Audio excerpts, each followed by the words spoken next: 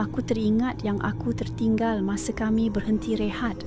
Aku tak fikir panjang, aku terus patah balik sorang-sorang. Makin lama aku jalan, aku rasa makin sunyi. Tak ada bunyi cengkerik, tak ada suara kawan-kawan. Aku macam dipandu ke satu arah, sampailah aku nampak kawasan lapang. Yang peliknya, ada rumah-rumah tradisional, macam sebuah kampung lama. Orang-orang di situ berpakaian putih bersih. Kanak-kanak berlari, tapi cara dia lari tu macam slow motion. Semua tenang, tak ada suara.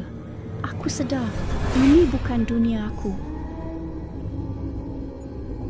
Aku cuba mencari seseorang untuk bertanya. Kemudian aku disapa oleh seorang wanita cantik. Dia senyum dan hulurkan jam tangan aku. Tapi mata dia kosong. Dia bisik sesuatu